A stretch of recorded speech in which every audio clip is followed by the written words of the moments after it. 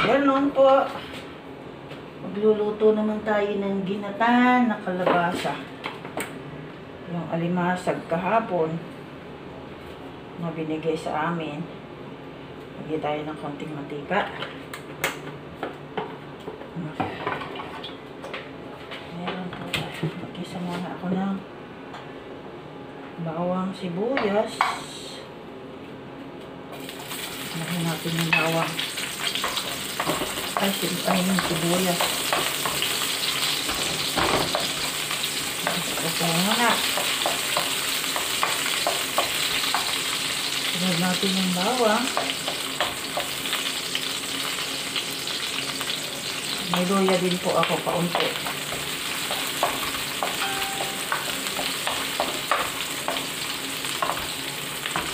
Ayan. Lumabangon na siya.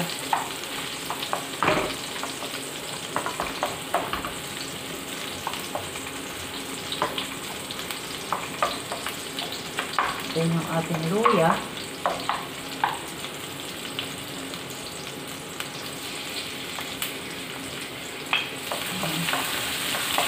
Luya po. Tapos, ilagay na natin, may chili po ako yan. Pampaanghang. Siling gray, ginayat-gayat, at saka ng siling labuyo. May isa pa.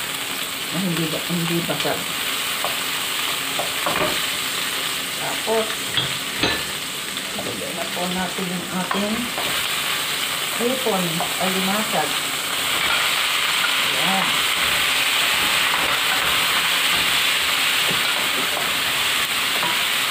Ayan po.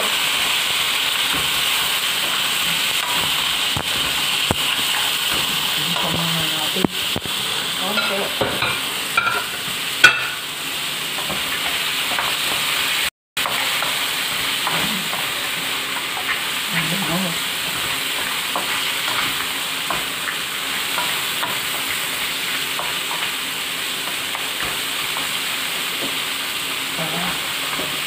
Natin ito.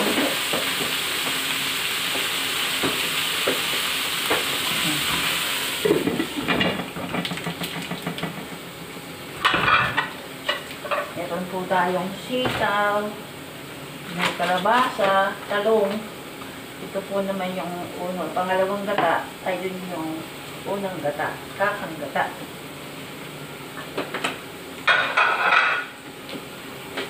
Ayan po yan.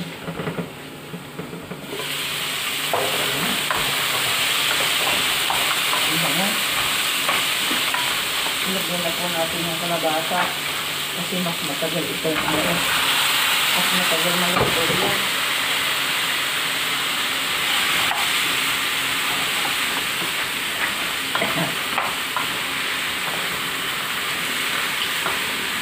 Wala pa po yung gata, ginisa ko pa lang yan.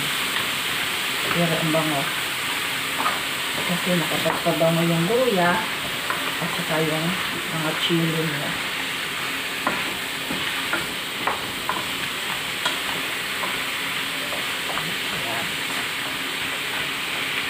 Tapos hanapin ng kaunti at ilalagay na natin yung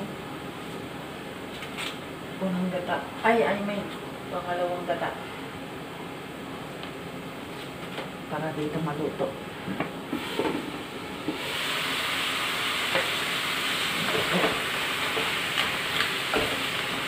Ito na po yung lagyan na po natin yung ito yung pangalawang gata, para maluto siya. Mamaya ko na po ilalagay yung sitaw at talong. Over ko. Ayan. Sitaw, talong. At saka yung aking unang gata. Ayan na. Sitaw. Hintayin natin maluto.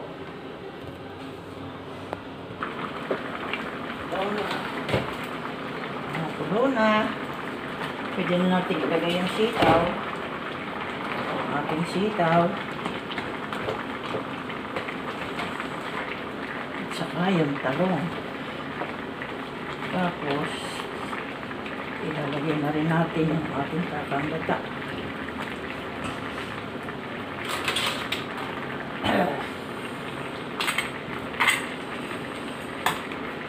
Isa naman natin yung talong.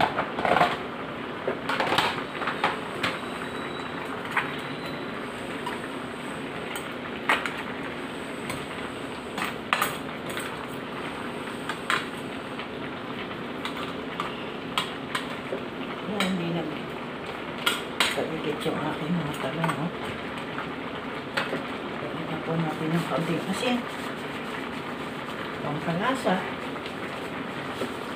Ayan. Pagigit natin ng kaunti. Lagay na po natin yung ating kakanggata. Diyan na sila magpapakaluto. 30 minutes na ho. Ayan. Ilalagay na natin yung ating kakanggata. Sabi nila kaka kasi una kaya kakanggata. Yan yung mga limasag po pinutol po ito para maano yung laman at lasa makuha lalo. Sige, takpan na natin. Okay. Pag kumulo na po, bubuksan. Mga 5 minutes. Ayan po. Ang aking ginatang kalimasag. Naubusan na ako ng siling green, kaya iyan ang siling labuyo. Pero may ginayat na ako. Ginayat na sili.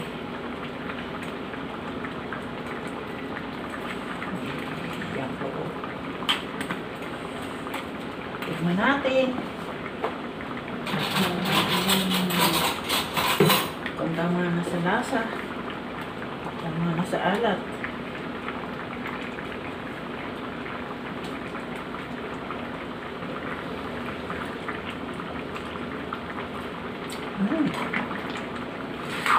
Sarap po. Manamis-namis yung ano niya, yung gata. Kasi ho yung gata niya, yung fresh na gata, fresh na nyug. Kaya pa kasi, kaunti pa. Kaunti na lang.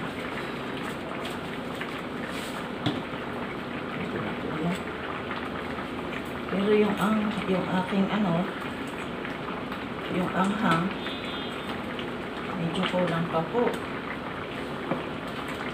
Buti pa durugin natin yung isang sili.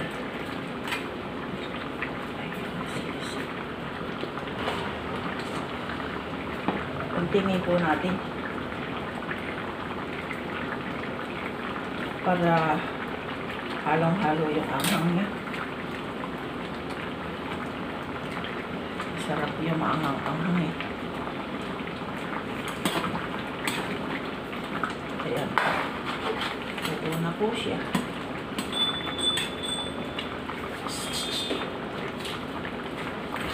Okay. Ito na. Oh, ito po. Ayan. Ito na siya. Pwede nang kumain. Ayan. Yung mga hipon. Kunti lang naman na yung ano. May alimasag. Kunti lang po. Kasi binabantayan ko rin yung aking cholesterol. Baka mag-grow. Sige. Ayan po. May alimasag. Pero bataan yan. Kasalubong sa amin nung inaanak ko sa kasal. Sige po. Okay. Kakain na po tayo.